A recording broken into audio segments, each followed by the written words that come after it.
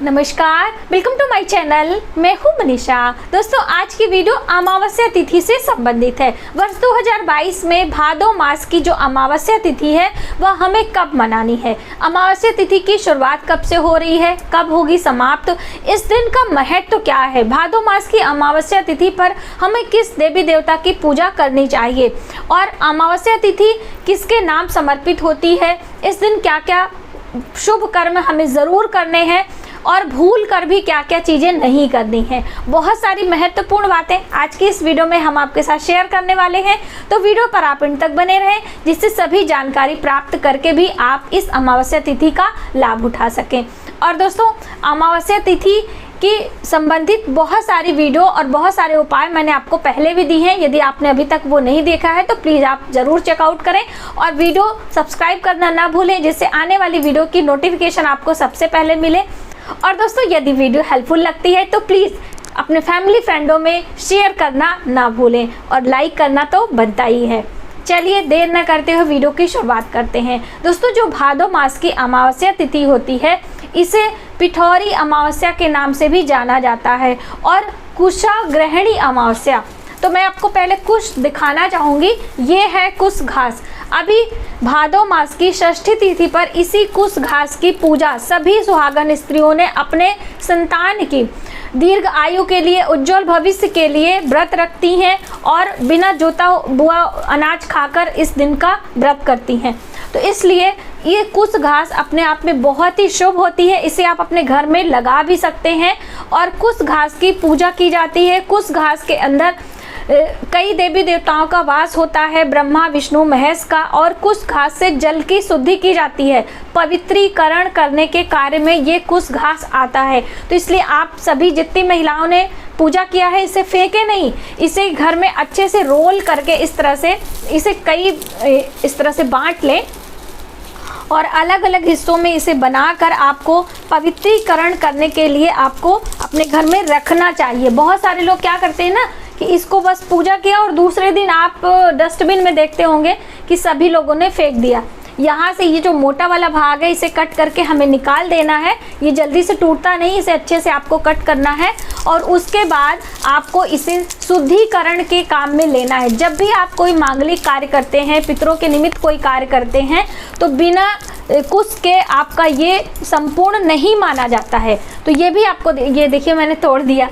तो ये बहुत ही शुभ होता है हमारे जल को पवित्र करने के लिए। तो मैं आपको अभी बना के इसे दिखाती हूँ कि कैसे पवित्रीकरण के लिए हमें इसे इस्तेमाल करना है। लेकिन उसके पहले मैं आपको बता दूं कि इस दिन पिठौरी अमावस्या के दिन जो कुशाग्रहणी अमावस्या है, इस दिन हमें किस देवी देवता की पूजा करनी है। वैसे तो जितनी भी वर्ष की अमावस्या तिथि होती है वह पितरों के नाम समर्पित होती है और जो पूर्णिमा तिथि होती है वह देवताओं के नाम समर्पित होती है। लेकिन ये जो अमावस्या है इस पर हमें माँ दुर्गा की आराधना करनी चाहिए। माँ दुर्गा शक्ति की देवी हैं। पंच देवी देवताओं में से एक देवी, शक्ति की जो देवी हैं, ये माँ दुर्गा मानी जाती हैं। तो इस दिन आपको माँ दुर्गा के मंत्रों का जप करना है, उनकी प्रतिमा का आराधना करना है। ये देखिए मैंने ऐसे बना लिया है। अब इससे आपको पवित्र यानी जल में इसके कुश घास से आपको देवी देवताओं के ऊपर जल छिड़कने के लिए इस तरह से बना के रख लेना है और आप किसी को दे भी सकते हैं। बहुत ही अच्छा होता है। मैंने ऐसे टेम्परेरी आपको बना के दिखाया, मैं ऐसे यूज़ करती हूँ इसलिए मैंने सोचा मैं आपको बता दूँ। तो इस तरह से आपको ये रख लेना है और अमावस्या तिथि पर माँ दुर्गा के मंत्रों का जप करना चाहिए, उनकी पूजा अर्चना करना चाहिए। अब पितरों के निमित्त जो अमावस्या है इस दिन श्राद्ध तर्पण की बहुत बड़ी महत्वता है। आप पितृ देवता के नाम श्राद्ध तर्पण भोजन, ब्राह्मण को जो भोजन कराते हैं आप, एक ब्राह्मण, दो ब्राह्मण, पके अनाज, कच्चे अनाज, कोई भी जो भी आपसे बन पड़ता वो आपको करना चाहिए। भगवान सूर्य को, जैसे हमारे दिन की शुरुआत होती है सुबह सवेरे से, तो सूर्य देव को अर्घ में हमें काले तिल डालकर सूर्य देव को अर्घ दक्षिण दिशा की तरफ मुख करके हमें देना चाहिए। दक्षिण दिशा यम की दिशा होती है, पितरों की दिशा होती है। जब हमारे पूर्वजों का या फिर आप कहिए किसी की मृत्यु होती है तो यम लोक से ही यमदूत आते हैं उन्हें ले जाने के लिए और उनके कर्मों के अनुसार, चित्रगुप्त जो उनके कर्मों के लेखा जोखा करते हैं, उनके कहे अनुसार उन्हें अलग अलग लोकों में स्थान मिलता है। तो इसी वजह से आपको यमलोक की तरफ मुख करके अपने पितरों के नाम जल तर्पण करने से उन्हें उनकी आत्मा के शांति के लिए उन्हें प्रसन्नता होती है, आपको उनका आशीर्वाद मिलता है। तो ये कार्य आपको करना चाहिए। आइए फटाफट से हम जान लेते हैं कि जो अमावस्या तिथि है उसकी शुरुआत कब हो रही है और कब होगी समाप्त। तो इस बार वर्ष 2022 में भादो मास की जो अमावस्या तिथि है वह 26 अगस्त दिन शुक्रवार को दोपहर से प्रारंभ हो रही है। तो दोपहर को कितने बजे से प्रारंभ हो रही है? 12 बजे से 23 मिनट से, यानी कि दिन शुक्रवार को दोपहर 12:23 से अमावस्या तिथि की शुरुआत हो रही है और अमावस्या समाप्त होगी 27 अगस्त दिन शनिवार को दोपहर में ही 1:46 पर। ठीक है, 1:46 पे आपको ये मिल रही है शनिवार के दिन, इसलिए इस अमावस्या को शनि अमावस्या के नाम से भी जाना जाएगा। देखिए, जिस दिन अमावस्या पड़ती है उस दिन को लिए हुए उसकी महत्वता बढ़ जाती है। जैसे ये शनि अमावस्या है, वैसे कभी कभी सोमवार के दिन पड़ती है तो सोमवारी अमावस्या हो जाती है।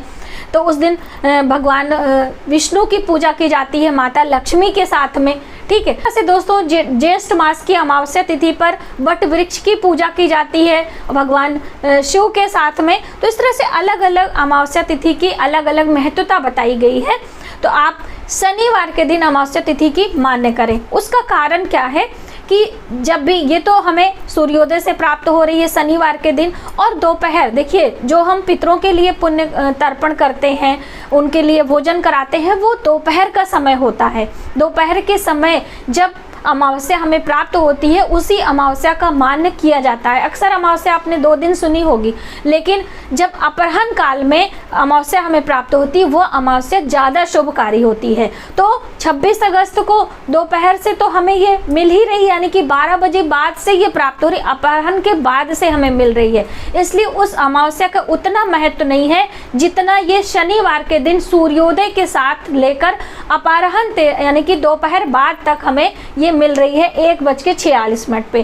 तो आप शनि अमावस्या का मान्य करते हुए शनि अमावस्या के दिन कुछ विशेष कार्य करें, कुछ पूजा पाठ आपको करनी है। जैसे मैंने बताया कि माँ दुर्गा की आराधना करनी है और अपने पितरों के नाम श्राद्ध तर्पण करना। अब देखिए, पवित्र नदियों के किनारे आपको ये सभी कार्य करना होता है, नदियों में स्नान करना होता है। यदि आप नहीं जा सकते हैं तो अपने अपने घर में शुद्ध नदियों के जल को अपने स्नान वाले जल में डालकर आप स्नान करें। उसके बाद 1 लोटा पात्र में आपको काले तिल डालकर भगवान सूर्य को जल देना है, जैसे कि मैंने आपको बताया। और उसके बाद 1 थाली में सूखा अनाज, देखिए बिल्कुल सूक्ष्म तरीका हम आपको बता रहे हैं। जैसे आप बहुत सारी चीज़ें नहीं कर पाते हैं तो ये ज़रूर आप करें।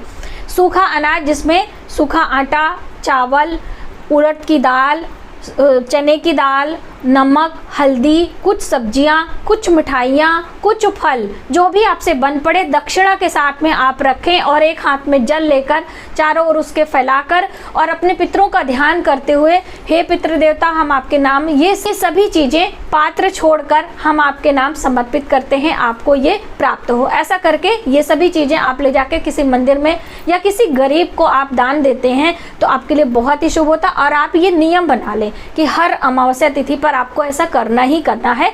एक व्यक्ति के भोजन करने के बराबर वो सभी चीज़ें होनी चाहिए। उससे अधिक भी आप कर सकते हैं, ऐसा नहीं कि मैंने आपको 1 बताया तो आप 5 कर सकते हैं। जितना आपका सामर्थ्य हो करना ज़रूर है। देखिए, ये तो ब्राह्मणों के निमित्त हो गया कि हमें ज़रूर करना है। अब देखिए, आप नहीं कर सकते हैं, आप ऐसे स्थान पे हैं तो आप जानवरों की सेवा करें, पशु पंछियों की सेवा करें। जानवरों में गाय की सेवा करें। गाय में 33 कोटि देवी देवता होते हैं, हम आपको अक्सर बताते रहते हैं। तो गऊ की सेवा, सिर्फ एक गऊ की सेवा करने से हमें अनंत कोटि फल मिलते हैं। तो इसलिए आप गऊ को रोटी खिलाएं, सरसों का तेल लगा लें, क्योंकि देखिए अमावस्या तिथि पे शनि से संबंधित चीज़ें जब हम करेंगे तो उसका जो प्रभाव होता है वो हमारे जीवन में सकारात्मक होता है। तो आप रोटी ले लें, 8 रोटी ले लें, 10 ले लें, यानी ज़्यादा मात्रा में। अब एक रोटी का प्रभाव उतना शुभ नहीं होगा ना, गौ माता का शरीर इतना बड़ा होता है। जैसे आपने कहावत सुनी ना, ऊँट के मुंह में जीरा, तो इस तरह से आप कार्य ना करें। 8 ले लें, 9 ले लें और सरसों का तेल लगा के उसके ऊपर गुड़ रख दें और वो आप गौ माता को खिला दें। यदि आपकी इतनी सामर्थ्य नहीं है तो आप चींटियों के लिए भोजन तैयार करें। देखिए, चींटियों की सेवा करने से हमारे जाने अनजाने पाप कर्म कटते हैं। यदि आप कर्जे से परेशान हैं, यदि आपकी कहीं नौकरी व्यापार में सफलता नहीं मिल रही है, तो आप ये कार्य ज़रूर करें। मैंने आपको अलग अलग वीडियो में चींटियों की सेवा करने का बताया है, तो आप वो वीडियो ज़रूर देखें। चींटियों को आटा, भुना हुआ आटा और उसमें भूरा, चीनी का भूरा मिलाकर उन्हें आपको खिलाना चाहिए, या फिर नारियल के उसमें भर के आपको कहीं गड्ढे में दबा देना है। इसकी अलग वीडियो है, आप उसे देख सकते हैं। इस तरह से पुण्य कर्म आपको ज़रूर करने चाहिए। अब आइए चलते चलते हम जान लेते हैं कि क्या हमें नहीं करना है। इस दिन आप कुछ कर पाएँ या ना कर पाएँ, लेकिन कुछ एक बातों का ध्यान आपको ज़रूर रखना है।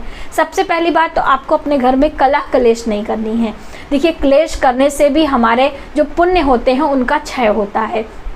इस दिन अपने बच्चों को मारना पीटना नहीं चाहिए। इस दिन किसी को कर्ज नहीं देना चाहिए। अमावस्या तिथि पर कोई शुभ कार्य विशेष जो लंबा हो वो नहीं करना चाहिए। जैसे पूजा पाठ आप कर सकते हैं, लेकिन कोई गृह प्रवेश आप करने जा रहे हैं या कोई मांगलिक कार्य है जो कि विवाह से संबंधित है, उसे नहीं करना चाहिए।